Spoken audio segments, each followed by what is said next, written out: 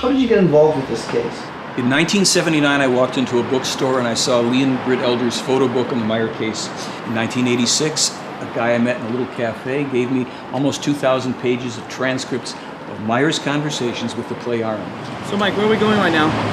We're going over to do a radio show with Michael Parker at a radio show called Karma Air that broadcasts out of Hollywood, somewhere here on Sunset Boulevard, to discuss the Billy Meier case.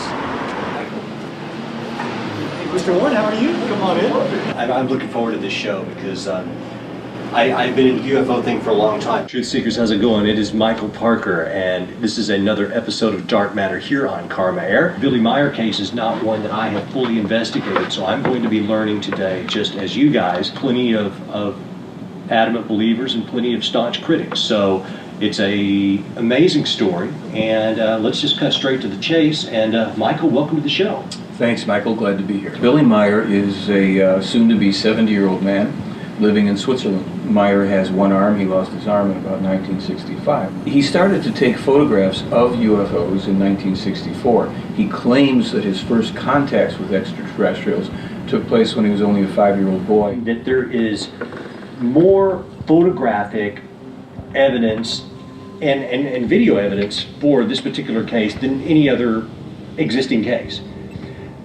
And it's almost so good that you're just like, holy cow. When he took a lot of this material, took these photos, there was no Photoshop, there were no home computers. If these had been hoaxes, his designs for these craft are quite interesting. These official contacts with extraterrestrials, taking hundreds and hundreds and hundreds of photographs and films and everything else that followed, the skeptics would like us to believe that this man, with no resources, working as a night watchman and on a partial disability pension, with one hand, is not only a master model maker, filmmaker, photographer, digital and special effects person, videographer, metallurgist, electronics genius, sound recording engineer, knowledgeable about topography and map making, geography, ancient history, mining, ores, agriculture, and 30 other disciplines that he's brought to bear in terms of the information of this case. They will credit him with that, but they won't say, hey, the guy's telling the truth, he's the one that's meeting with these people. In 1958, Meier sent to the 25 European countries about 115, 120 specific predictions. The United States of America will be engaged in 2 wars with Iraq. The second war will be conducted under a president who is the son of a former president. The second war will lead to an unbelievable disaster. The end game is this, and this has been said even before we launched the war in Iraq, pertaining to U.S. military policies. Unless the United States withdraws from all military bases and from all wars and stops sticking its nose in everybody else's business around the world, there will be a third world war which will eliminate 3/4 of the population of the planet. It will devastate the North American continent. We will be among the hardest hit. All of our major cities will be destroyed. We are in for a bad time. And I said, Billy, I remember reading in the prophecies that Russia is said, it's a high likelihood Russia will invade Iran as well as Turkey and then go into Scandinavia and this and that. This is all stuff allegedly published thousands of years ago before we even knew about it, Russia. And I said, but now America and Israel are talking about attacking Iran. And he said, well, I'll tell you this. If your country attacks Iran, there's an enormous likelihood that Russia and China, which are becoming closer all the time, will attack your country. And that's actually been spoken about as a possibility for a while. It's already in prophecies that they published years ago that I've even put in one of my newsletters. Of course, that's bothered a lot of people, but they should also be bothered that Meier has spoken very harshly about radical Islam, Russia, China, laundry list. He was also told in January 2005 that AIDS has mutated and taken some new forms that are fast-acting and produce from the HIV full-blown AIDS within a matter of weeks. Now, they've also said that there would be a cure for AIDS coming, there would be a vaccine that would either occur or be in development by 2006. I haven't heard an update on what that is, but with this problem with the new strains of AIDS, they've just said very clearly this is something that You scientists don't know as much as they think they know about most matters. The case is so full of prophetic, predictive information that wherever you can actually check and see, did it happen? Is this what's happening? Okay, it happened. Are the details the same? Yeah, the details are the same. Well, who published it first? In every case but one that I know of, Meier published it first.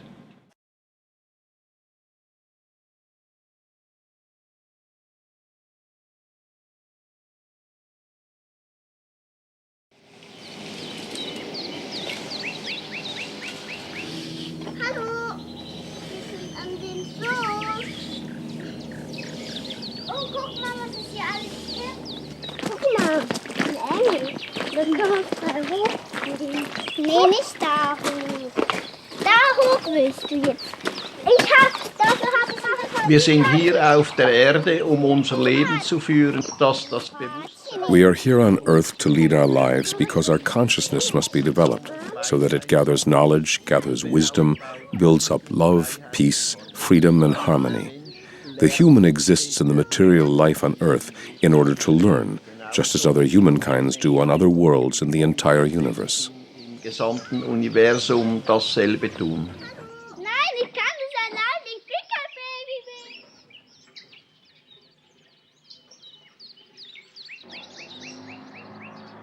Mein Name ist Eduard Albert Meier, genannt. My name is Edward Albert Meier, but all around the world I am simply called Billy.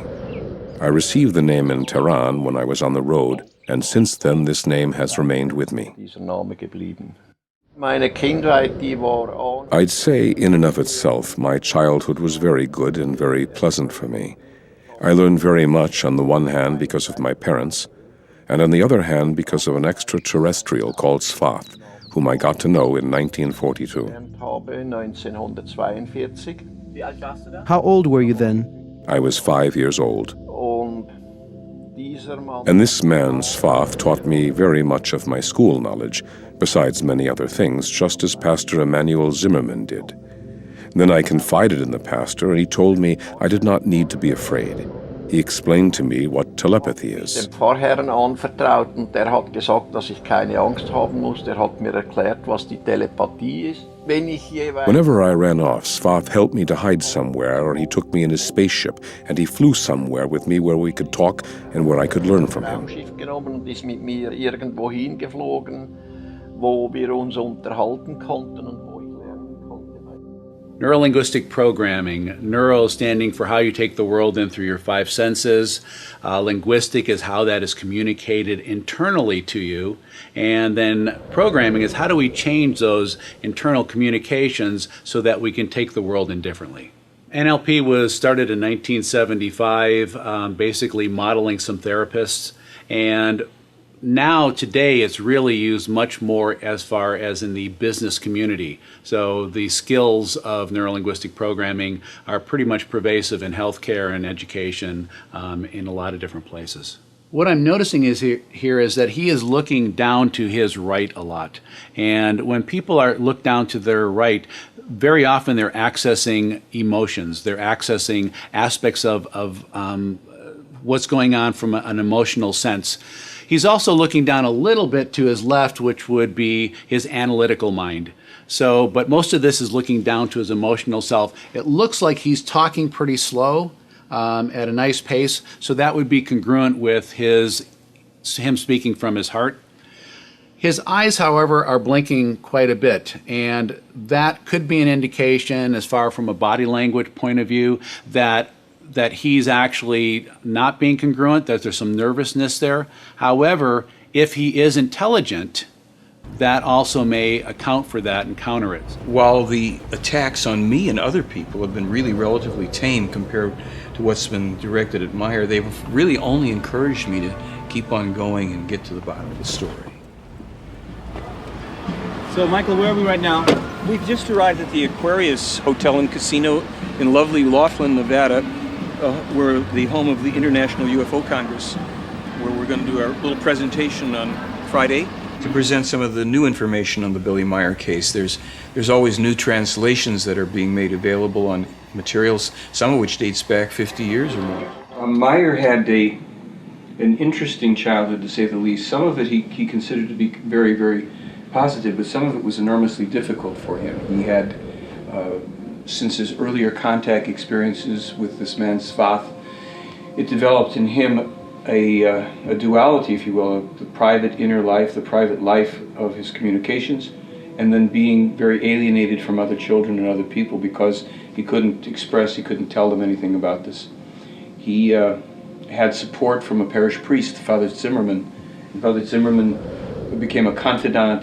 He had actually been contacted, apparently telepathically, by the Plejaran to prepare him to be a source of help for young Meier, who they told him would come to him. There was one situation where a woman had been abusive, beating him. At some point, she hits him, slaps him, I think, with a wet towel that he then takes away from her and slaps her with this towel. This gets him incarcerated for a period of time in a youth prison. Then, after he's out of that situation, seems to attract repeated accusations of wrongdoing, things that he didn't do, but he doesn't defend himself. He doesn't put up any kind of a fight about it. Ends up again being incarcerated.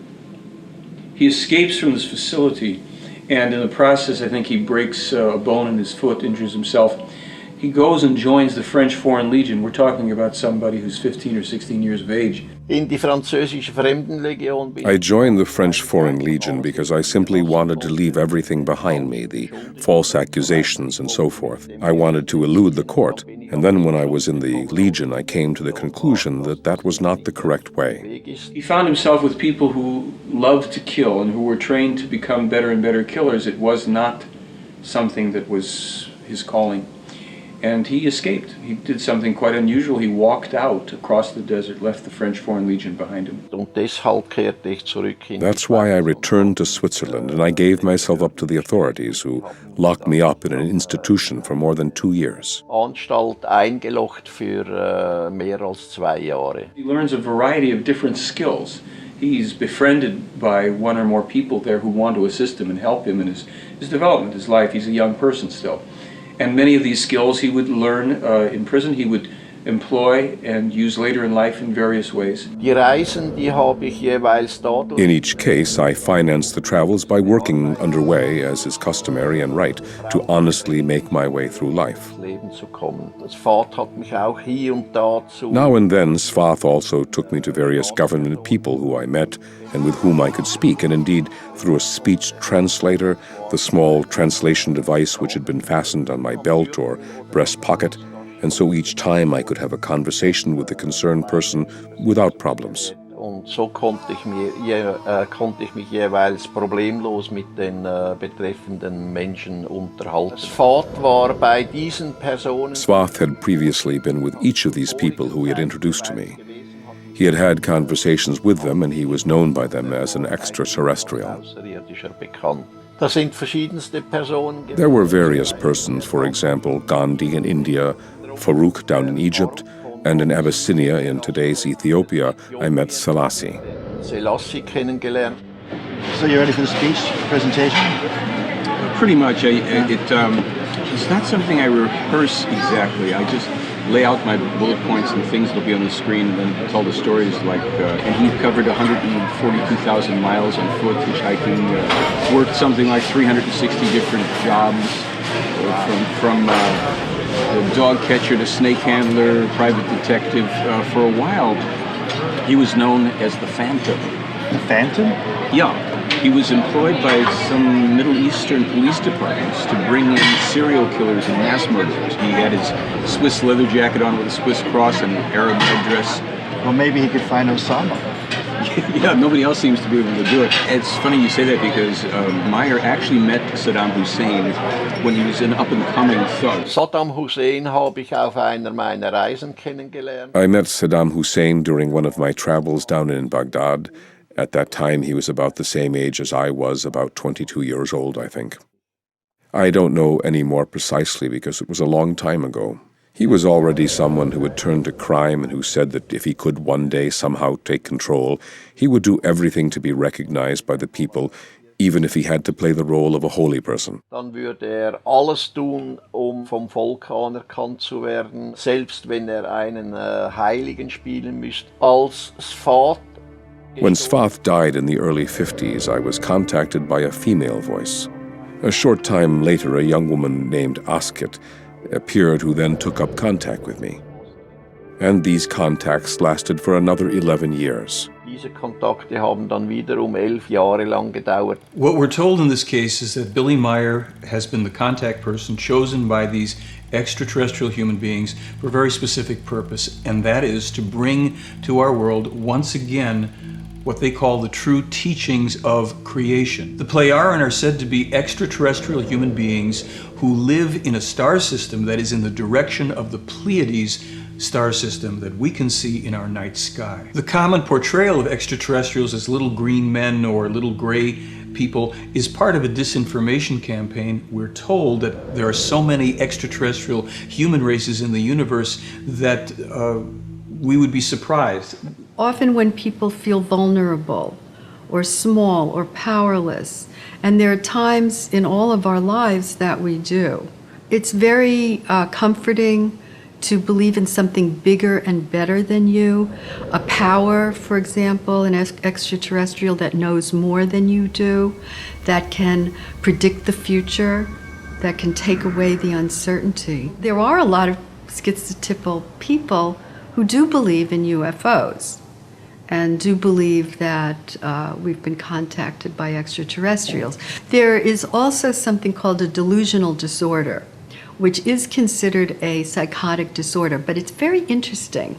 People who have this disorder appear very normal, except for a very compartmentalized delusion that they have, like that they have a relationship with extraterrestrials. Other than that, they function, pretty well. Do you see yourself as a missionary of Billy Meier? I hope not in the sense of the word that I understand it. I do feel a sense of mission. Does that make me a missionary? I hope not. What's wrong with being a missionary? Well, I don't want to knock on doors and tell people how they should think and how they should behave and what they should believe and that they should believe anything in particular. What I do want to do in my presentation, my personal work, is to say, please look at this, please consider this, think about this. This is what's alleged. This is what we claim we can prove. This is what's still speculative. What does this mean? It's a non-bizarre delusion. So you ask the question, what's a bizarre delusion versus what's a non-bizarre delusion? A non-bizarre delusion could very well be that extraterrestrials have contacted somebody, but the person might be diagnosed with delusional disorder. Again, it doesn't mean it's not true. And this is where things get ambiguous. So, I, for one, can live with the ambiguity of it. I'd kind of like to think that, extraterrestrials have contacted us. I'd like to believe that, and I'd like to see the evidence. Mit Asket bin ich dann auch durch die Gegend gereist. Together with Asket, I traveled around and was also able to make various trips into the past with her and also into the future, but I don't want to talk about the travels into the future. Aber über die Zukunftsreisen möchte ich nicht sprechen. I not only told friends but also other people about the future, and some of them even misused that information and tried to make money from it and were sentenced and imprisoned. Teilweise haben die das sogar missbraucht und haben das versucht in Geld umzusetzen, wurden verurteilt und eingesperrt. If a person could really know the future, it would be probably an enormous burden, depending on what we're talking about. But certainly if you saw events that were going to occur with certainties, however that would be possible, and these were negative events, disasters, etc., that would be a terribly disturbing thing. Knowing that one could not change or alter that would be enormously frustrating. He claims to have met a man called Emmanuel. And Emmanuel, according to the information in the case, would be the man who we know as Jesus Christ. Or at least the Jesus Christ figure would be, according to the Meier material, a fictionalized version of a real man who lived 2,000 and some years ago, who indeed was crucified but survived the crucifixion. Als Immanuel gelebt hat, When Emmanuel lived, who was later falsely named Jesus Christ, and who never had anything to do with the religion which was made from his teaching, zu tun gehabt mit dem, was aus seiner Lehre als Religion dann entstanden ist. Emmanuel was not an extraterrestrial. He was therefore a human being from this world, begotten by an extraterrestrial with a terrestrial woman named Mary, and was born here on the earth as an earth human. Eine Frau namens Maria gezeugt und hier auf der Erde als Erdenmensch geboren. Und warum hat Asket dich And why did Asket present you to him? I don't actually want to say anything about that. Nicht sagen. What is the Talmud of Emmanuel? The Talmud of Emmanuel is a document. It came about when Billy Meier and Isa Rashid, who was a former Greek Orthodox priest, were led telepathically to an area outside of Jerusalem by the Pleiaren, and they found and dug their way into an abandoned ancient tomb. The stones on the floor, concealed for a while, for 2,000 years apparently, resin-encrusted, animal skin-wrapped scrolls, which they took out and removed from that location. When they opened up one, they found they were in Aramaic. So Isa Rashid took the scrolls, began a translation process. In something like 7 years, he sent Meier about 1/3 of these scrolls, translated from the Aramaic, in which they originally were, into German. He let Meier know that he was now virtually on the run with his family for their lives. He told Meier that there were certain religious factions of a couple major religions that found out that he had these scrolls and that wanted to take possession of them themselves. The information would prove to be enormously heretical. After Isa Rashid had translated a chunk of them, he took them and his family into a refugee village in Lebanon, hid the scrolls in the walls. It's said that within about a week's time, the Israelis came in and destroyed the entire village. The scrolls were destroyed, along with many of the structures and people who lost their lives. Isa Rashid and his family escaped with their lives into Iraq. And 4 years later, Meier found out that Isa Rashid and his entire family had been machine gunned to death, ostensibly by the Mossad in Baghdad. For instance, Emmanuel foretold the coming of another prophet. He named him as Muhammad. He claimed that while this man would be a true prophet, his teachings would also be corrupted and a false and evil cult would be created from them that would give the Israeli people, the distant descendants, no peace until the end of time, unless, hopefully, both the Israelis and their enemies could make a conciliatory and honest peace with each other. The Talmud of Emmanuel contains prophecies about the fires that would darken the sky when greedy and power-hungry people would ignite the very oil of the earth. The Talmud of Emmanuel was discovered in 1963. The fires from the Gulf War that darkened the skies did not occur until 1991, 18 years after the Talmud was discovered. There are two artifacts that are shown in this book that Meier discovered in the tomb where the Talmud of Emmanuel was discovered. The first one was a small figurine that Meier says was left by the Indian healers with Emmanuel, the men who came and ministered to him over those 3 days while he was sequestered in the tomb. The other artifact is a piece of gypsum that Gabriel allegedly gave to Emmanuel. Both of these were left for Meier to discover, as he did, centuries later. Als ich 1964 in Indien war, When I was in India in 1964, I lived in the Asoka ashram outside of Morali with a monk named Dharmawara, from whom I also learned a great deal. It was then that the opportunity arose for the first time for me to photograph spaceships, that is to say, beamships. Große Möglichkeit gegeben war, dass ich Raumschiffe respektive Strahlschiffe fotografieren konnte. And that is my grandfather when he was in his late 80s, and myself a year and a half before I left to come to United States to pursue my university studies. As I continued my university studies, I have forgotten all about that contact. It never stayed in a place in my mind where it is utilized. I went on finishing my graduate work, went to help my country, became a diplomat, was sent back to New York to represent my country at the United Nations. Worked at it for 12 years. One day I was cleaning and came across the book again. So I thought before I threw it away, I should look at it. I opened the page and saw the name Ashoka Ashram. So I was wondering, how could our place be named in this book? As I browsed through it, I saw the stories. And immediately, I thought, I bet you it was the same Swiss person that had stayed at our place when I was a child. If he's the person that I knew, if he has the monkey, it's the same person. So Wendell wrote to him, and I think Wendell said within an hour, Billy wrote back. A few months later, I flew out. We sat and talked for 3 straight nights without sleep. It was almost like I felt I have returned home and he felt he has returned home. So it was just sharing of some part of him that he has not been able to share so much with a lot of people before. She seems like her body language is congruent. So it's in other words, when she's speaking, her hands move with whatever is going on. She's saying, I remember this. Typically, if I was lying, I wouldn't throw something like that in because I'm trying to get through it as quick as possible. So she goes into little snippets of the story. I would say that the way she's presenting it, either she's rehearsed it really well or she's telling what she believes in. So this ship would appear, usually would be around the same time as I have the visitation, or sometime this was taken by Billy Meier.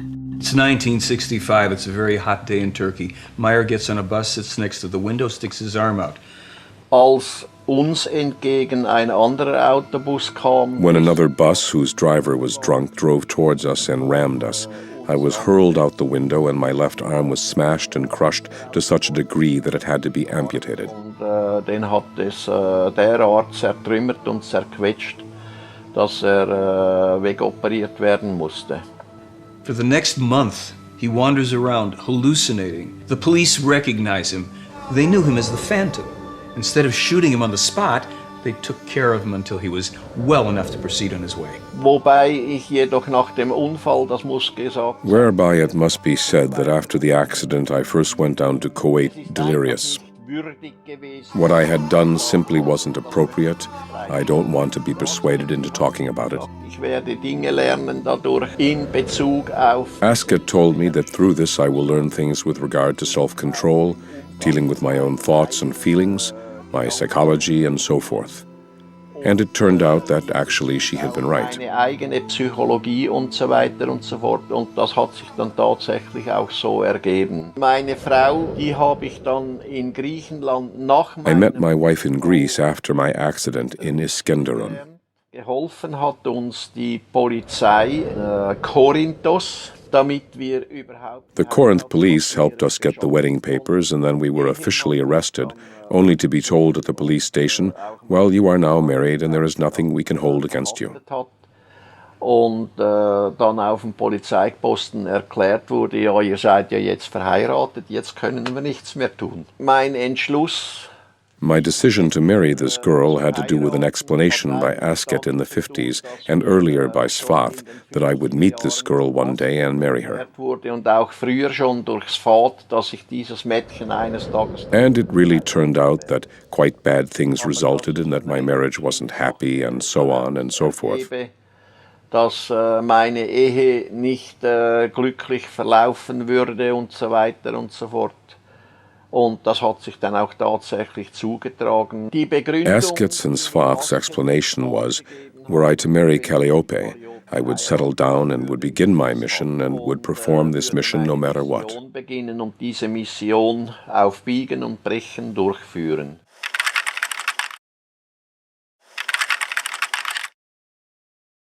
The notion of there was a center didn't even occur to me until I was maybe 7 or 8 years old. For me, it was just a patch of land in the green hills of Switzerland. So I could be here, discover things, discover nature, ask questions about nature, and of course there were many people surrounding me from different parts of the world. By chance I found a book in a shop, and I found it with all the pictures of Billy. The book name was Contactee. It was telling all the story of Billy. And I was very highly impressed, and then I tried to come here to see where Figo was and get as many information as possible. Mein Name ist Bernadette Brandt. Ich komme My name is Bernadette Brand. I actually come from Hinterschmidt-Rüti because I've lived here for 30 years. Franz had told me amazing things about Billy, but basically I didn't want to meet him. Then I came into a situation where I had to confront him and was unbelievably surprised that he accepted me exactly as I was. Ich komme also aus Norden Deutschlands, 1974. I come from the north of Germany. In 1974, my first husband died of cancer. And then I was on a search for the truth, searching for an answer to what is death. In addition, there was the big question, what is the meaning of life? Lebensfrage nach dem Sinn des Lebens. 77, denke ich, hab ich mal über ihn gelesen in 2 Zeitschriften. Hab's dann aber 1977, I think I read about him twice in 2 journals, but did not continue to pay attention to it. I thought such a contact in Switzerland does not appear realistic to me, but for a long time I was interested in extraterrestrial life, reincarnation and related things.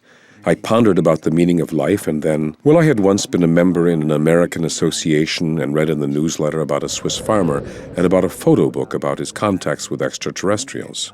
gelesen, da ist ein Schweizer Bauer, der hat von diesem gibt es einen Bildband über Kontakte mit Außerirdischen. Und wie hast du Billy kennengelernt? Ganz einfach, ist mein Vater. How do you know him? Quite simple, he's my father. Das war schon schwierig, ja, weil... So how was it as a child? That was very difficult because it didn't come just from the children, rather more from the adults who then influenced the children. Especially in the early years and partly even today, he had a reputation as a nutcase. Heute als Spinner verschrien.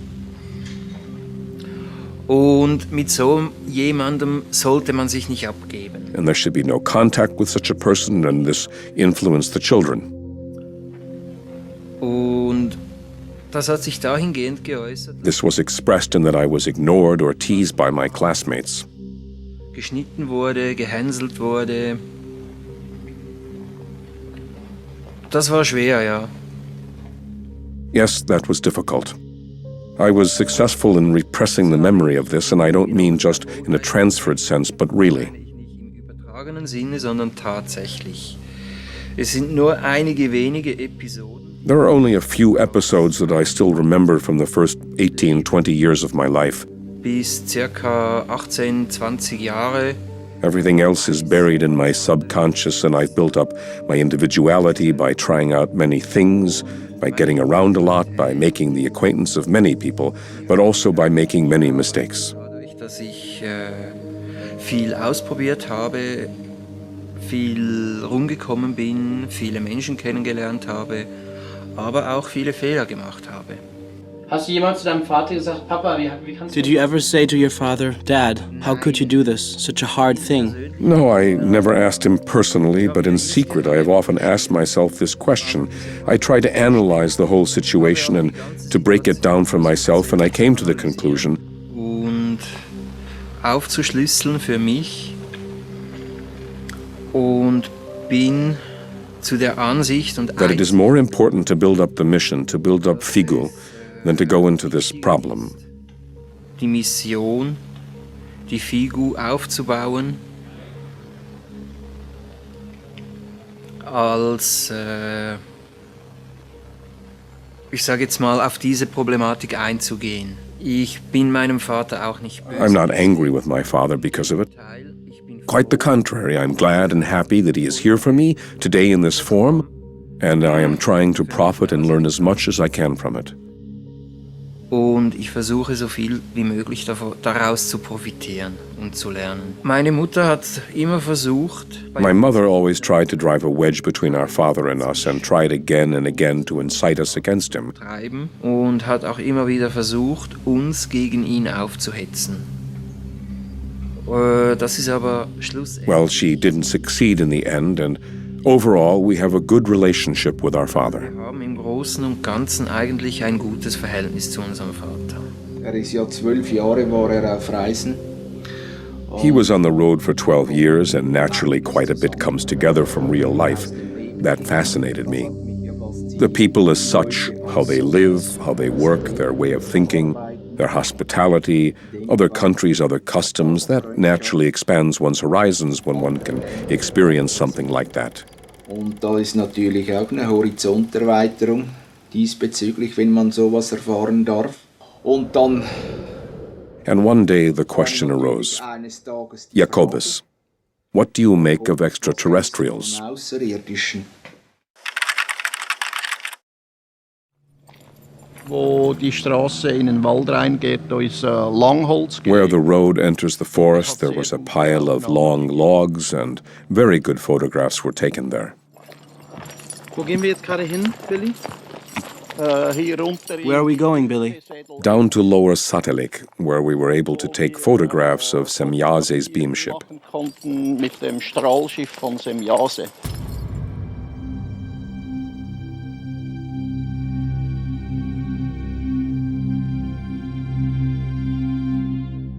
Es war nachts und ich hörte nur. It was night, and I heard a sound and steps. At that time, I slept in the house trailer when I was over here over the weekends. I went outside because I heard the name Edward, saw a large, white-haired figure in the half-darkness. Actually, it was more the silhouette I could recognize, and I simultaneously perceived I have to retreat, stand still, and go back to the house trailer. It was a wonderful feeling. Somehow, I was inwardly fulfilled with happiness and light and sun and so forth, and naturally, I've never forgotten that. Sonne und weiß ich was, erfüllt innerlich, was ich natürlich nie vergessen habe. Ungefähr 1990 habe ich dann die Forschungsschiffe vom Dahl-Universum. Around 1990, I saw the ionizing hulls of 3 research ships from the Dahl universe. They were circling and looked like misty balls. I've also observed a mass sighting of Asina's people. It was at that time when Asina came to say farewell to Billy. Wenn ich Aufnahmen machen konnte, das war sehr selten. When I could take photographs, it was very unusual that other people, group members, could go with me and take photographs themselves. As a rule, I always had to go alone. Und auf halbem Weg hatte ich plötzlich so And halfway, I suddenly had such a strange feeling, some kind of urge which grew stronger and stronger, and suddenly I knew what I should do. wusste ich, was dies eigentlich sollte. I should look up. There was a huge cauliflower-like cloud, a quite big silvery shining disk curved around the cloud. Da kurvte ein recht großer silberglänzender Diskus And suddenly it vanished as if it had been cut out of a film. aus dem Film geschnitten wieder weg. Ich hatte so in mir ein Wehmut. I had such a wistful feeling in me, something like homesickness. In my thoughts, I was always with this huge ship. Immer bei diesem Riesenschiff. Schiffe, UFOs oder Strahlschiffe, wie sie genannt werden. I had several sightings of ships, UFOs, beam ships as they are called, due to the fact that my father had contact with the Plejaren and repeatedly said, I have been called once again. Immer wieder gesagt hat und auch gesagt hat, so jetzt bin ich wieder gerufen worden. Es war für mich einfach selbstverständlich da. It has been a natural thing as I had been a part of it since childhood. Das war hier auf dem Centergelände. Hat Billy einmal gerufen, wir sollen kommen. It was here on the centre's grounds when Billy called that we should come, and there was a tiny silvery point in the sky. And I was lucky 3 times to have had the occasion to photograph 3 UFOs. Ein Foto zu schießen, wo ein UFO zu sehen ist. Naturally, I didn't see them when I took the photographs, only when I had the photographs in my hand. So it was by coincidence? Yes. Was ich dann aber gesehen habe und was auch auf dem Bild dann drauf ist. While taking the photograph, I saw a fiery red big disc which didn't appear at all on my photograph. But what I also saw, and what was also on the photo, was some glittering drizzle which sprayed down from that disc. Zeugen dabei als Semjase. Once I was with other witnesses when Semjase eliminated a freestanding, approximately 3 to 5 meter tall fir tree in a meadow. It suddenly disappeared. Weg vom Fenster. Der Apfel ist heute noch in dem Weg. The apple, which is still preserved today in this glass jar, has been here now for around 30 years. In spite of that, in my view, it still looks exactly as good as it did then. Aus wie damals. Es handelt sich da nicht einen ganz gewöhnlichen. We're not just dealing with an ordinary apple because it was not grown in a terrestrial garden. Rather, it comes from a food garden or a greenhouse, Sondern stammt aus einer Gewächsfarm oder aus einem which is situated in Spaceship Commander Ishwish Patar's huge mothership. This is what's special about this apple. beheimatet ist. Und das ist das Besondere an diesem. Unfortunately, almost nobody has accepted this apple story of mine. Diese Apfelstory abgenommen. Und dort hinten, wo die Straße jetzt eine Kurve macht, da war Back there, long logs were lying where the road curves, and beyond, at the curve just in front of the forest, there where it goes into the forest, I once made recordings of the whirring sounds of Semjase's beamship. vom Strahlschiff von Semjase. You could hear it over a very big area, up to a distance of 4 kilometers. Wendell Stevens aus und Lee Elders. Wendell Stevens, Lee Elders, and Tom Welch got a measuring device from Weil Limited up in Rheintal. Da ist eine Firma mit elektronischen Geräten. Haben sie ausgemessen, wie weit die A company with electronic devices, and measured the distance from here to there about 380 meters, which made it possible for the sounds to be recorded from here. Dafür waren, dass von hier aus die Geräusche überhaupt noch aufgenommen werden konnten.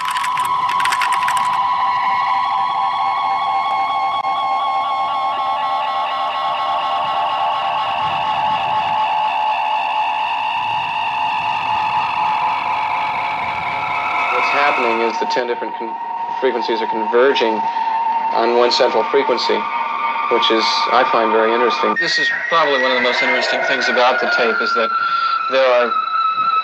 What's this right now? Very, very many tones. Yeah. And they're all changing very fast. Not synthesizers on the market that have oscillators that change that randomly. Even if you got 9 or 10 of them going, they wouldn't change from those peaks that quickly. So a significant thing is this rate of change. And besides, if you were going to create a noise for a spaceship, you'd be hard put to come up with something as original as this. I would see it once a week or sometimes twice a week, ship over the Ashoka Ashram, but from an angle behind the Ashoka Ashram, there's a little hill, and we used to call it the Dog Hill. This was taken on May 24, 1964. This was taken just on the side towards the east of the ashram. Sometimes I would see more than 2, there would be a whole bunch of them. Taken from monuments in that area. It's called the Qutub Minar. This is an old Indian historical monument. Very interesting and also important to me, a whole bunch of them. But this is one of my ayah washing my clothes, sitting on the veranda outside my room. When I had my experience, I have seen a lot of ships over the trees, near the well, on the doghouse. Sometimes it was very low. I could see a huge half of this room size of the ship. So when I had experiences with Ascot, it was also not something very unusual or strange for me. It was almost a return to some familiar state. Sometimes there would be a few villagers walking around and they would look up and see this. In the ashram itself, sometimes our servant would come and said, I saw something very strange. Have you seen? I would say yes, and that was the end of it.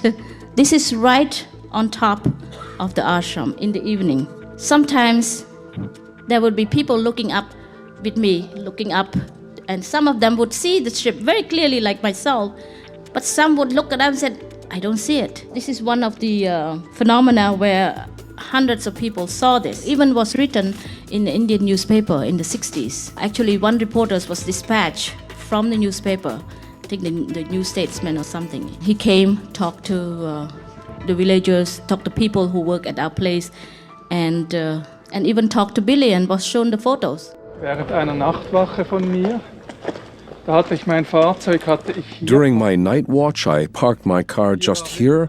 Everything was dark here, and I came walking along this road. Dann kam ich heraufgelaufen Und wie ich hier so entlang laufe, As I was walking along, Ptah and his shiny little ship came over this hill, brightly illuminated between the trees over the tent there.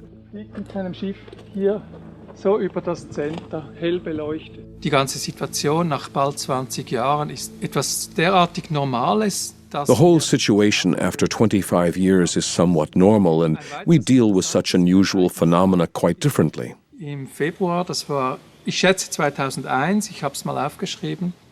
I had another interesting experience. I guess it was in February 2001. I wrote about it. I drove my car into the protection shield of a telemeter disc. Mit meinem Auto und da wurde das ganze Auto wurde in einen riesigen Lichtball. That means that I touched the electroenergetic protection shield of that disc with my car, and the whole car was enveloped in a huge ball of light. In meinem Auto, es war ein helles, orange leuchtendes Licht und an der Peripherie meines Fahrzeuges konnte ich It was as if my car and I were struck by a very strong electrical tension. elektrische Ladung entlädt rund um mein Fahrzeug. Mitte der 80er Jahre war ich in Italien in den Ferien. In the mid-80s, I was on vacation in Italy, and one night about 11, I had an impulse and I looked, and there were two lights, quite parallel, very fast, and then they whoosh, parted, and then I knew. Yeah, that was it. Ja, das war's jetzt. Also Außerirdische habe ich sicher noch nicht gesehen. Raumschiffe, ja, also irgendwas. I've certainly never yet seen extraterrestrials, but spaceships, yeah, something silvery in the sky. Well, I have to say that I have simply never been interested in spaceships. Spaceships are, for me, like cars. I'm not interested in cars either. They are a means of transportation. But what has always been clear to me, and what I never quite realized, was that it was clear to me that, logically, there are extraterrestrials. We here on Earth certainly are not the only ones in this huge universe. So, Mike, what's this photograph that we see here? This is a photograph that Billy Meier took in 1975 of a landed UFO, the only one of this type that he was able to take. It was from this photograph that the special effects expert Wally Gentleman, who had been a director of special effects in 2001, designed and had made 2 UFO models at the MGM Special Effects Studio. In these photographs, we see Billy Meier with those models. You mean 2001, the Kubrick film? Yes.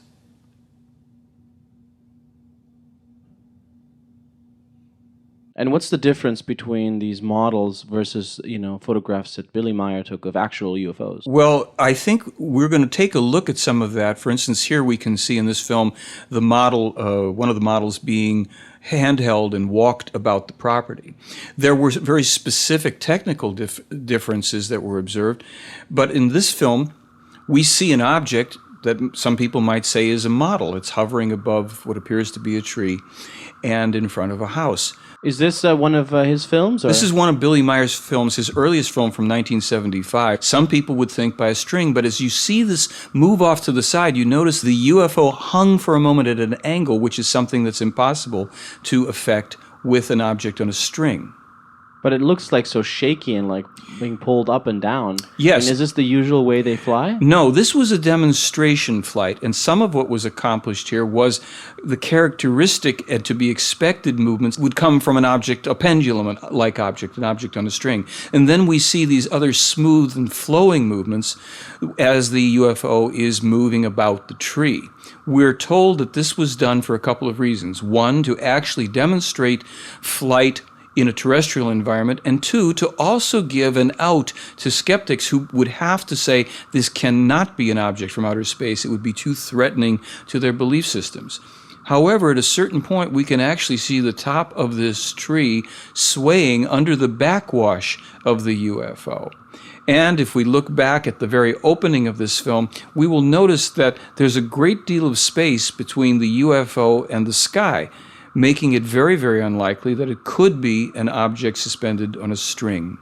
And why is this film so blurry and looks like an old film? I mean, well, it is an old film, shot in 1975 on a snowy and rainy day, according to Meier, and shot from a distance.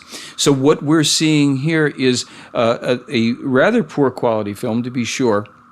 And we're just having to make the best of it ourselves in our understanding. Is this tree still there today? The tree is no longer there, as is the case in a couple of the other films and photographs that Meier took. And what do we see here? Here is a much clearer film segment that Meier took with a UFO hovering above a road, and we can see a car moving slowly to the left in the bottom. Oh yeah, that white frame. dot there, yeah. The white dot. We're going to see another one in a moment. We also notice that there is a tree branch with some leaves to the left. Meier was encouraged oftentimes to have objects in the foreground for perspective and calculating the distance. Here the craft is moved suddenly to the left, and it's exhibiting a characteristic floating motion that we're told is really the craft riding on the magnetic field of the Earth. In this film, we can see an object, a toy made in the 1990s, invented by physicists, called a levitron, that exhibits this type of movement as this object in these repeated frames floats above the base.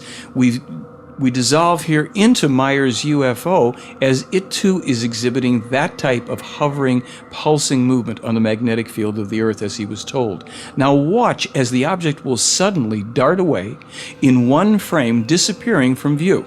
How is that possible? Meier was told that they have technologies that allow them to move out of phase, out of dimension, within a part of a second. They can not only move out of dimension that quickly, they can also pop back into dimension. When the films were examined at Nippon TV, they discovered that indeed there had been no cutting and that the object not only disappears in one frame, but pops back in one frame just as suddenly as you see here. So where does it go while it's gone? Well, that's a good question. As we observe it here disappear one more time, we can wonder just exactly where it goes. I don't have an answer for it. That's Billy Meier in the lower middle of the film. He's walked into the film. He'd set up his camera on a tripod as we again see one of the UFOs hovering in the distance. And again, notice that it has this movement, this slight pulsing up and down movement as it rides on the magnetic field of the Earth.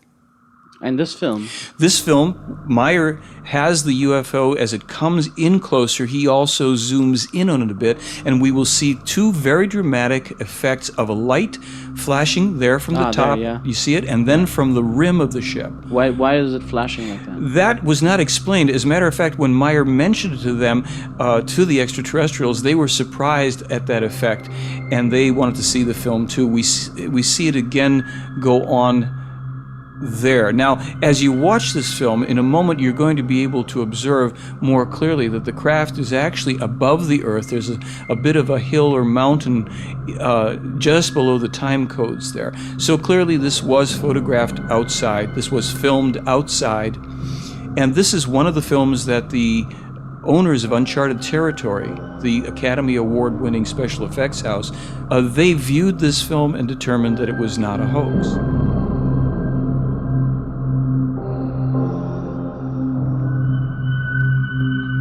In this film, we see three of the UFOs, again in the distance with tree branches in the foreground, as they hover at slightly different angles in relationship to each other, exhibiting again the pulsing movement and changing distance ever so minutely between them.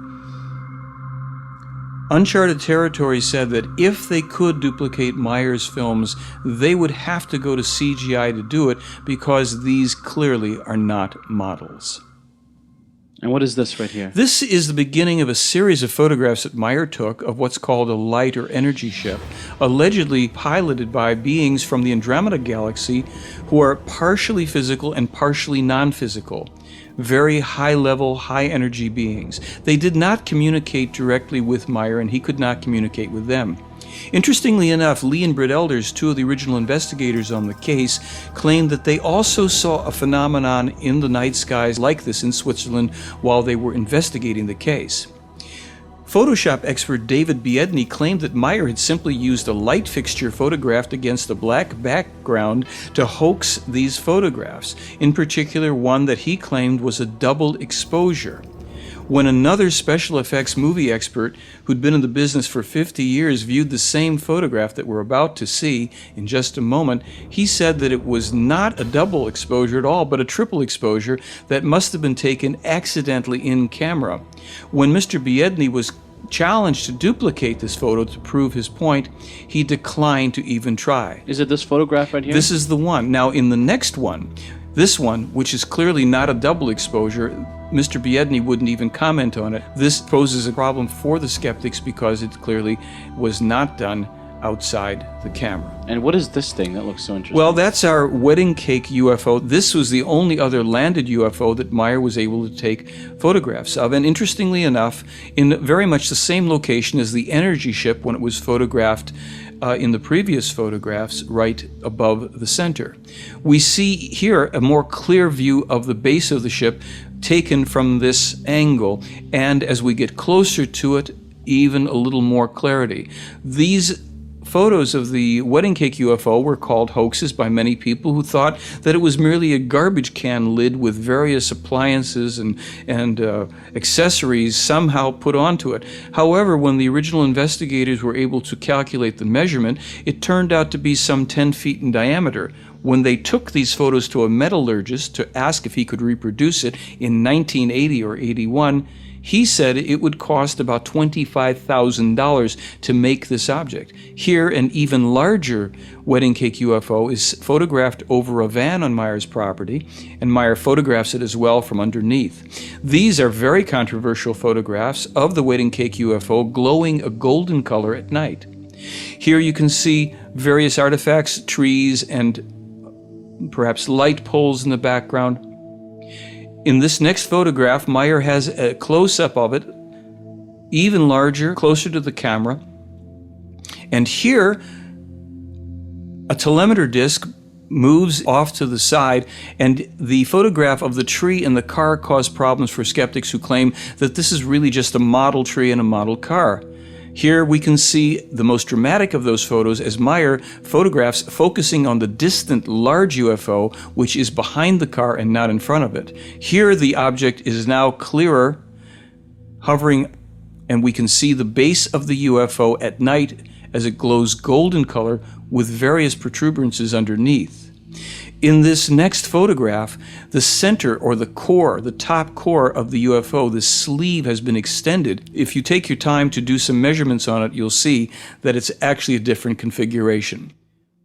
When was this video taken? This was taken in 1981, outside. Meier has the camera set up. This is his first video camera. And the UFO here is about 200 to 300 feet in the distance as best we can calculate. Meier snaps some of the photographs here. He'll then leave the frame. He'll go out of frame again for a while before coming back in. Some skeptics had claimed that this was really false perspective, that it was small model trees set up close to the camera. For anybody that's been to Switzerland, rural parts as well, and especially near where Meier lives, many solitary trees appear on these hillsides, and they look all too good to be true unless you're familiar with the fact that there's a very vibrant life force. The trees are clear, solitary in many occasions. Here, this solitary tree has the UFO hovering virtually motionlessly in front of it. How is that possible? In the other films, it was moving. Here, it's like standing still. Well, it seems that the UFOs can be controlled consciously by the Pleiaren. People have to think that through for themselves and see if they accept that idea. This is a photograph, a formerly top-secret photograph of one of the Nazi UFOs, the German UFOs that were developed during the early part of the Second World War, supposedly with the help of extraterrestrials who, upon further determining the nefarious intentions of the Nazis, input into the designs elements that caused these craft to not be able to function as the Germans had hoped they would. Nonetheless, it's said that during the Second World War there was an intense bombing run by the Allies. 800 bombers were sent up. Only 2 of these craft were sent up and were able to destroy 200 of the Allied bombers, according to Lieutenant Colonel Wendell Stevens. How did the Nazis supposedly get these UFOs? Supposedly, they were helped by an extraterrestrial race that thought that the Germans at the time would develop and utilize these craft to bring about a more peaceful world here. And this only goes to show that, extraterrestrial or not, whenever human beings are involved in something, things can and ultimately will get messed up. You mean they talked to the Nazis and gave them UFOs? They apparently input the information telepathically to Nazis, or at the time German scientists, who were unaware of the contacts themselves. They thought that they were developing these objects themselves. And after the Second World War, some of these objects survived, and some of the Germans fled to South America with them. Different countries came into possession of these plans, such as the United States, Canada, Russia, and England. Other countries as well, later, such as France and China, developed this type of alternative craft, which, while it does not have the capability of true interplanetary, let alone interstellar spacecraft, is used even today to create UFO sightings around the world. So we are told by the play Aaron and Meier that the greater majority of so-called UFO sightings are actually craft that are U.S. and other secret military craft. The danger still being that a false UFO ET attack could be launched by one country or another in order to bring people under martial law and worldwide control. These are the only known photographs taken from within a UFO above the Earth, with two other UFOs visible. Meier took these from inside Semyaze's ship. In this final photograph, we even get a clearer view of the Earth and land below. We're looking at photographs taken of Meier holding a laser beam-type weapon on July 6, 1977.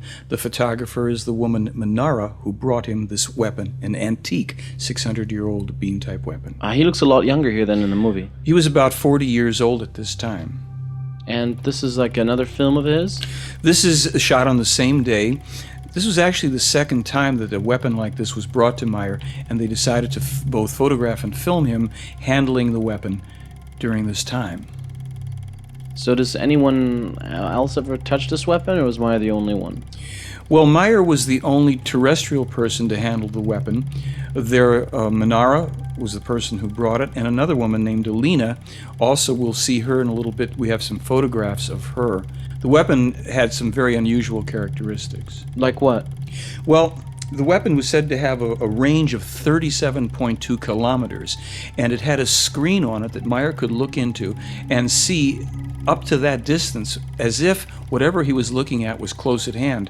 All he had to do was concentrate then on the target, whether it would be a little piece of a tree or another vehicle or whatever, and press the trigger, pull back on the trigger, and that beam would travel as far as necessary to destroy the object in question. So he could basically steer the weapon with his mind? Well, this weapon wasn't fully steerable with the mind. It was more that he could focus on whatever he wanted to. He still had to pull the trigger. In their more recent technology, they have weapons that are controlled by the mind, so that only the so-called owner of the weapon can actually activate and use it. It doesn't require the use then of a trigger, but rather is mentally controlled by the weapon's owner. We're looking at a film made 30 years ago of a weapon that is, at the time, allegedly 600 years old. Who is this holding the Well, weapon? this is Alina. She's another extraterrestrial who comes from a very, very distant system in space. And she is holding the weapon here. We see not only the weapon, but this gold suit. What we should tell you is that when Wendell Stevens and the investigative team first saw these photographs and films, they thought, number one, that the weapon had to be a toy, which they discovered it wasn't by searching out every toy supplier in Switzerland as well as toy stores and coming up with nothing. Likewise, they searched out through sporting goods stores and clothing manufacturers this type of an outfit, as well as simply looking for a fabric that would behave and appear as the apparent gold foil of Alina's outfit does. They couldn't find that either. And what is this? What's with this tree? Well, this is one of the 2 trees that Meier shot holes through using this weapon. This appears to be the apple tree, about 10 to 12 inches in diameter. The investigators couldn't even find a drill bit that long, and plus, as they examined the hole here, they found out that not only was it smooth as glass all the way through, but slightly oval in addition to the round entrance and exit. There is no possible way of drilling an oval hole.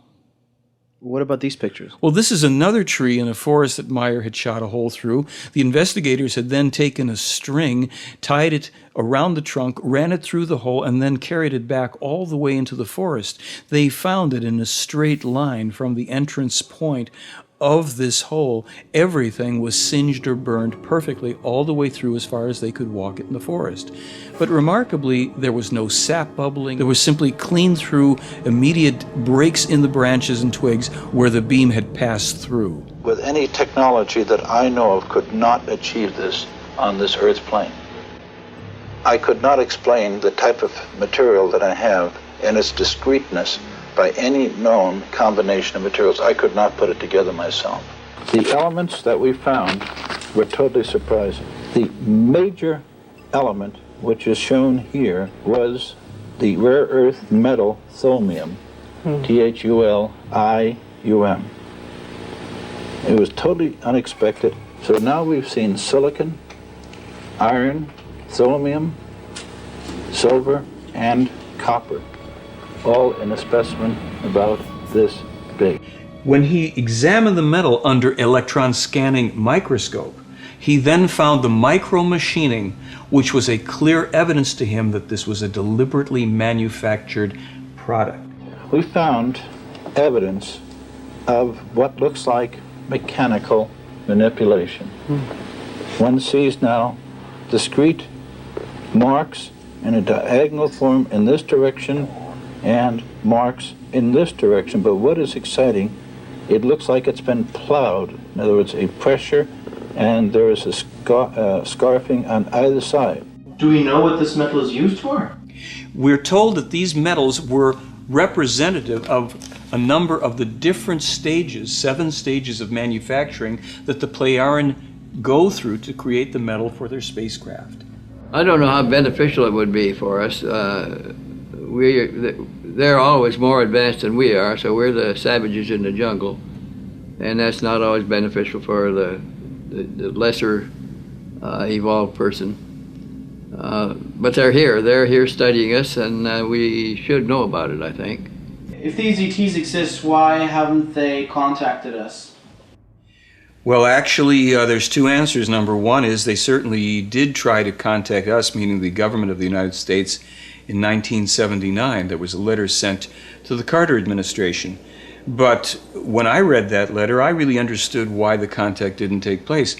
It really was demanding such profound changes in the consciousness of people in this country that there was really no chance that they were going to go for it. Specifically, that President Carter and his administration revealed to the American people that all of the religious beliefs here are based on fantasy, nonsense, and lies. All the world coverage of this case became a milestone in ufology. And of course, the wonderful pictures and movies. For the first time, we had a strong documented cases with strong evidences, hard evidences in video, in photographs, physics, solid materials from another world to analyze, and also scores of testimonials by Billy Meier of his contacts. So I think this is, at this moment, this is a legend in ufology. Throughout history, we know there have been lots of times when, the world has believed, for example, that it was flat, and then it was discovered that it wasn't, and it only took maybe 1 or 2 people to believe that. So it's what we call a type 2 error in research. In other words, that you reject something that actually is true. Die Lehre des Geistes oder das Wissen, dass die The teaching of the Spirit, or the knowledge that is transmitted to us by the Plejaren, is so fundamentally different from everything else here on Earth. Was ich von Sfat gelernt habe, von der ersten plejadischen Person, mit der ich in Kontakt. What I learned from Svath, the first Plejaran contact person, and that I could then process everything and go around the world with the help of the Plejaran, and the great amount I also learned out there in the world, and the great knowledge I could draw from the storage banks, and also that from my own thinking, my own realizations, I could then start to fulfill the mission. Die Mission dann zu erfüllen beginnen konnte. Das sind nicht einfach All of this wasn't simply information being given to me, rather I had to work for it all by myself. The German language is the best language that one can actually have in the world in order to precisely and clearly explain everything just as it really must be. What we are disseminating from here, the center in Hinterschmidruti, is simply only a teaching. And we call that the teaching of the Spirit, or spiritual teaching, or the teaching of truth. Consciousness-related evolution is the real meaning of life. Oder Lehre der Wahrheit. Rund 400 verschiedene Schriften, rund 40 Bücher und jedes Buch. About 400 different texts, about 40 books, and 3,000 copies are printed of each book, which makes 120,000 books. Also 120.000 Bücher.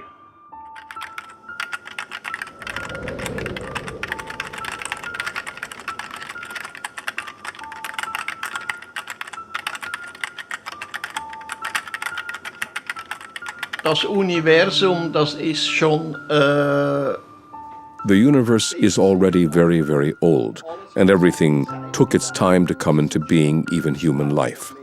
The beginning is the cause from which the effect came about.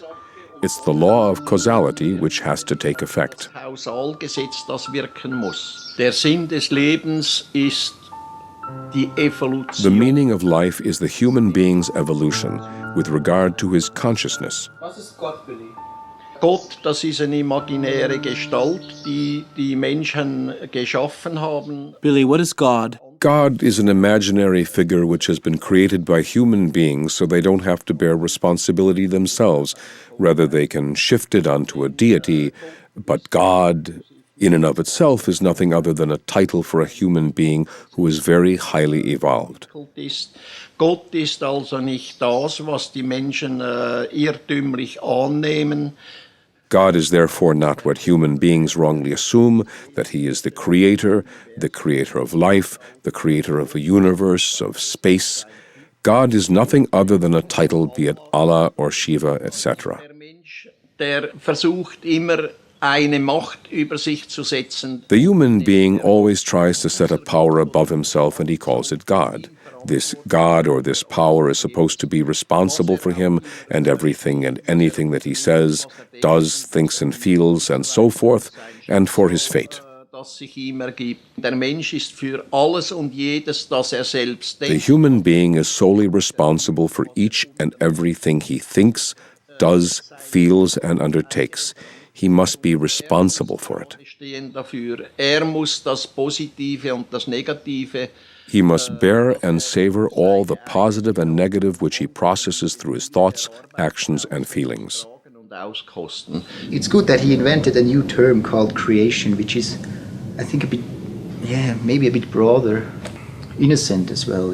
If you say God or Allah, then there is a long heritage, of maybe violent history attached to it. So maybe let's call it creation then. They simply want us to look at the facts and learn to understand the truth. The Pleiadians said there are no earth religions that are valid, that they are all dogmas created by men to create men. We don't need an intercessor, and we shouldn't be taking anybody else's ideas about religion. It's all internal. Everybody has his own contact with the creation. Because in various cultures from the Middle East, South and Central Americas, and India, etc., all of the gods of the past were extraterrestrial humans. Many of them were the forefathers of the Plejaran. Because their ancestors set in motion these religions, which have led to many of the problems we face today, they want to help us. But this time they must do so without directly interfering with us, because that would only lead to their being worshipped again or to their being attacked. When we think about God and religion and the universe, we might want to consider that we live in a little ball, Actually, if we put it in perspective, we live on a piece of cosmic lint, somehow magically suspended in space, perfect operation. Everything's going on. In religion, we want to say that God is responsible for that, and that we should also fear God, or maybe we won't be sitting on a cloud after we die, we'll be dipped eternally in molten lava. Not exactly a positive image. And so, on one hand, we have the spiritual teachings from Meier and the various religions of our world. To understand the difference between them, we really have to look at both. Then the human beings are no longer in a position to think for themselves. They still only think in the framework prescribed by religions, sects, philosophies, and ideologies. Der Mensch muss aber aus sich selbst heraus seine Gedanken pflegen. But the human beings must nurse their thoughts from within themselves. They have to learn their thoughts and create the respective feelings. And it is only then that they may detach themselves from that which the false teachings, the erroneous teachings, which hammering fear into them, are bringing.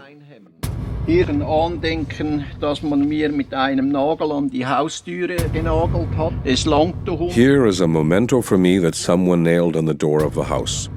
It's enough, you dog, you will be put down. Shortly after this note was nailed on the door, a couple of days later, it came to a head, and someone shot at me once again and tried to kill me. Und hier ist der Platz, als ich einmal hier zu einem Kontakt gehen. And here is the place that I was once supposed to come for a contact. Jacobus was with me and 2 other men. In the hours of the night, someone shot at me from down there. Hat man auf mich geschossen. Das habe ich aber Tage zuvor geträumt und habe mir dann ein Metallplatte. I dreamed about it days before and had hung a metal plate in front of my chest under my jacket, and on top of it a memorandum book. Genau in die Agenda rein und in die Metallplatte, und so hat es mir das Leben gerettet. And the bullet went through the book and into the metal plate, and so my life was saved through a dream that I had had before. Because I have dreams again and again which show me things that will happen in the future. Können wir das alle solche Träume haben? Can we all have such dreams? Actually, everybody can have such dreams if they concentrate on them and begin to steer their dreams, and when they enable themselves to somehow have visions through dreams, dream visions, prophetic dreams, and so on and so forth. Eben Visionen zu haben, Traumvisionen, Wahrträume zu haben und so weiter und so fort. Aber das bedingt natürlich. But that naturally requires that the human concentrates and uses his consciousness to really make use of the energies and forces which arise from it. Wirklich die Energien und Kräfte, die daraus entstehen, aus dem Bewusstsein zu nutzen. Meier is not a pacifist. His position is that self-defense is a basic human right, but that weapons may only be used if there's absolutely no other way to defend one's own life or someone else's. Even then, killing someone in self-defense should be the absolute last resort, so going to war or attacking other persons who do not directly threaten oneself or others is not self-defense, but a punishable crime.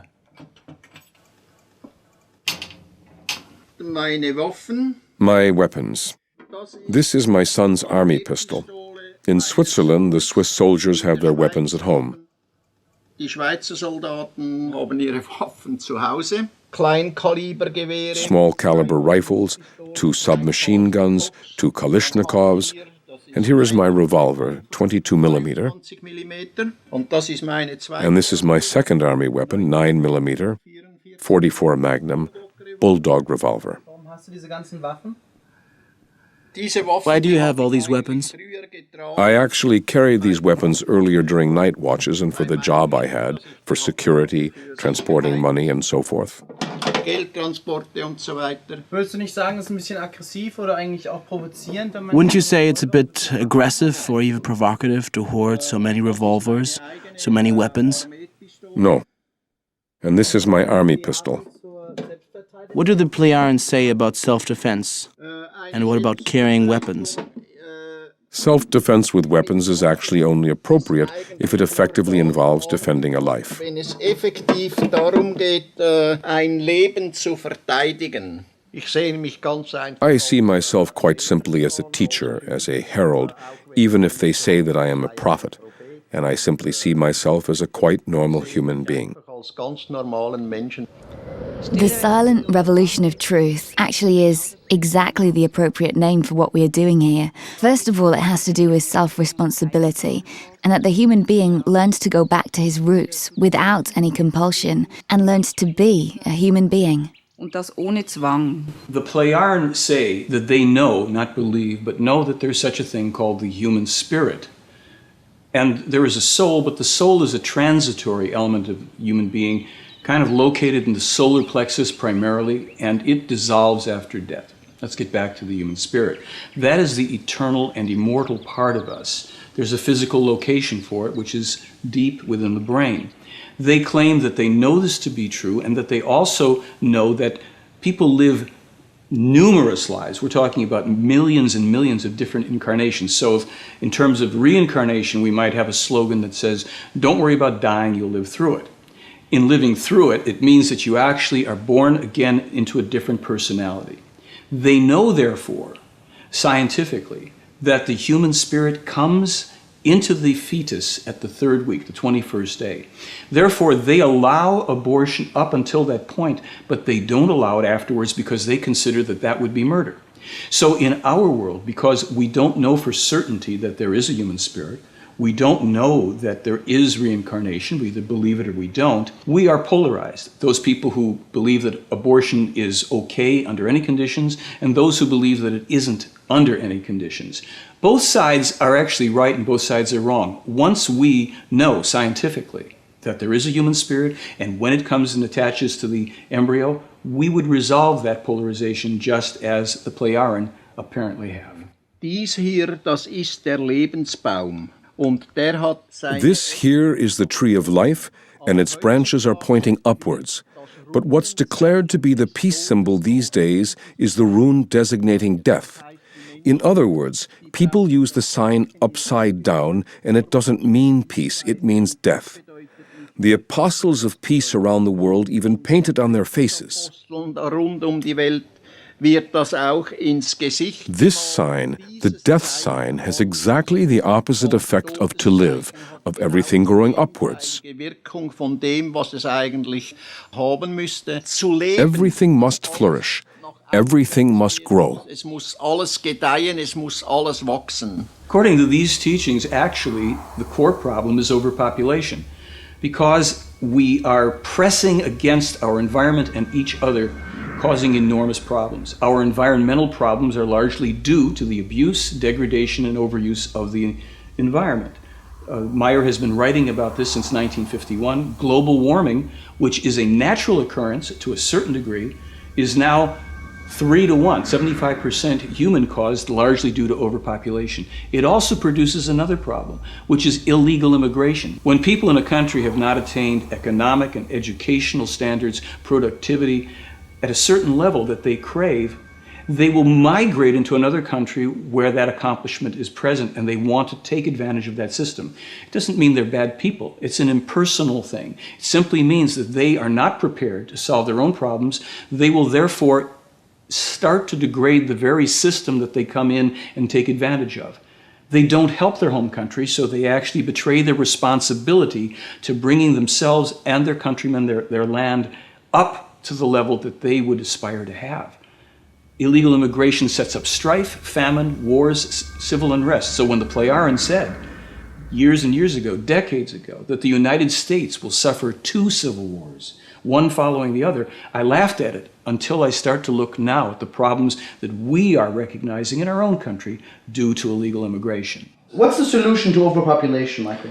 According to the information of this case, a cessation of births. Very simply, there is a staggered means of introducing births into a society once it has attained a reasonable level of population. Was würdest du sagen zwischen Mann und Frau? Wie funktioniert sowas wirklich?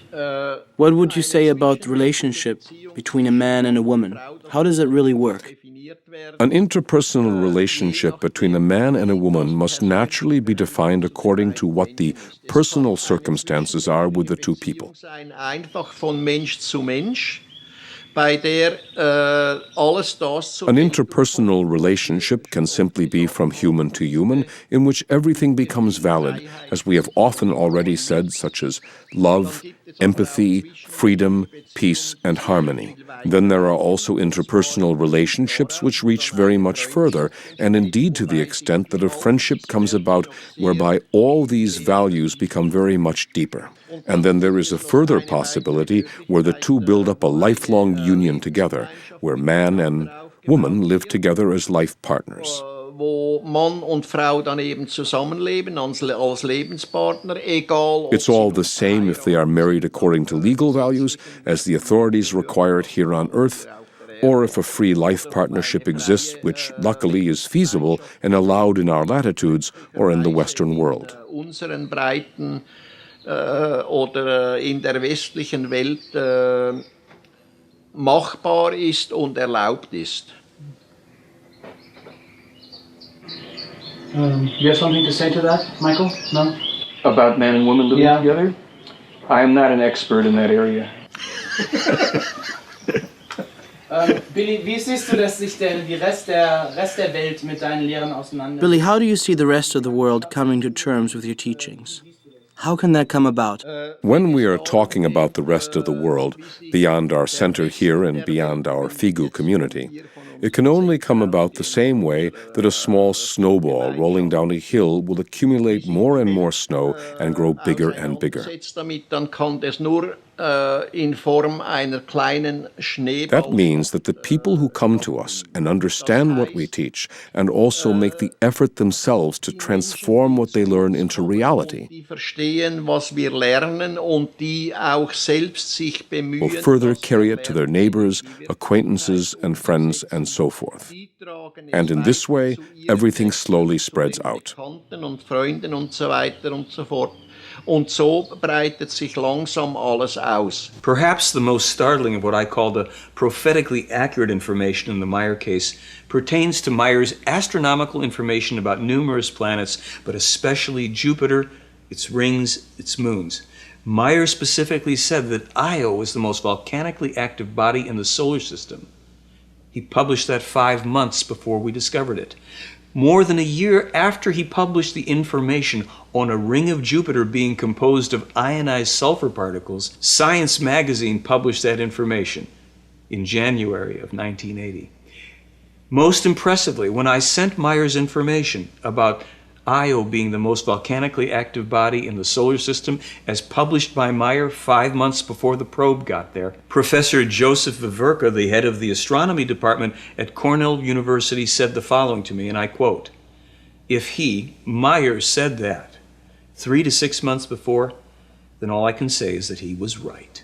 In 1958, he publishes a letter in which he foretells 2 U.S. wars with Iraq. The second one, he claims, will lead to an unbelievable disaster. He names AIDS as a coming epidemic. He names crystal meth as a coming drug epidemic. He specifically foretells computers, credit cards, the dates of various events such as moon landings and rocket launches, years and decades before these things occur. So what do people do about it?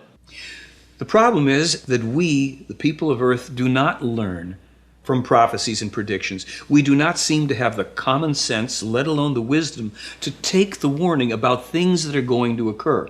You see, prophecies and predictions really are the manifestation of the law of cause and effect. That means that that which you send out will come back. What about the future, Michael? We're being told that we are leaving an age of beliefs, and we're entering an age of knowledge. It's a difficult transition, this movement into the future. It's going to be uncomfortable because we've relied so much on belief and not enough on knowledge. If you get on an airplane, you're going to fly somewhere, do you want to know that the pilot believes he can fly the plane or that he knows how to fly it? We've been given a weather report. Prophecies and predictions, the difference between the two, prophecies are the likely outcomes of events that are in motion, the effects of causes. If we don't rectify them, we get this negative outcome called a third world war. Predictions are things that the declare and claim are set in stone, and they usually relate to more cosmic events, a planetary body, a meteor coming through, a volcanic eruption, or an earthquake that has nothing to do with human activity. In terms of the things that we're most concerned about, a third world war, or terrorism, let's take the Third World War. It's not written in stone. It's just that it's a high probability unless we as human beings go right back to this core principle and take responsibility for our thoughts. Do we want to keep seeing the world in this way? Do we want to empower people who are going to lead us in these dead-end directions that only lead to destruction?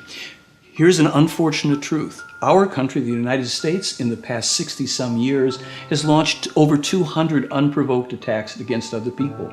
The law of cause and effect tells us that sooner or later that pendulum comes back, and it comes back as a wrecking ball. The war against terrorism will not be won militarily. Not through aggression against people who had nothing to do with it, not through recruiting more terrorists by bombing innocent people. The way they recommend, and they say it's an age-old solution, that all countries on earth must contribute equally to a true peace combat force. This is a force of armed soldiers under true international law that are sent in to put down terrorism, insurrections, wars, and criminality and aggression. We could put down this type of terrorism in a very short order. Do we have the will and do we have the wisdom to do that? True leadership from here on only comes from the bottom up. It's not going to come to us from the top down. We are in a time of false leadership. If we recognize a person of integrity who stands for truth and is willing to buck the tide of all the pressures, political, religious, and everything else, yes, we should support that person. As it said, it will be later on in time the true mothers of the millennium who will bring peace and harmony. The women will come into their true feminine power, not the imitation of male power. They will be in balance with that, and they will bring that element strongly forward so that peace will come. As we go into this new time, structures are dissolving and they're falling apart. But that sounds like doom and gloom. It isn't really. It's that the seeds of a new time, the seeds of new understanding and harmony and peace are developing in the fertilizer, if you will, of these very, very difficult times that we're in. Wenn ich darüber nachdenke, was sich ergeben hat. When I ponder the negative and positive which have occurred in my life, I have to say that I realize it is necessary that the human being experiences both, the bad as well as the good. Dass es notwendig ist, dass der Mensch beiderlei Dinge erlebt, die schlechten sowohl wie die guten. I think if we embrace the idea that we are going to courageously move forward to discover how we can bring about the kind of harmony that every human being craves within themselves, we will awaken to this age of knowledge and to all of the parts of it that would come with it. This isn't just about ETs and UFOs, as fascinating as that is. It's about us and our future survival. The more I read, the more I felt that I had a personal mission to help prove a lot of these prophecies wrong by instilling some hope and directing people to think for themselves so that we can leave a world for our children that's going to be a lot better than the one we're living in now. If this all turns out to be a hoax, what would you say? Well, for me, I'd only have one question, and that would be, how did he do it?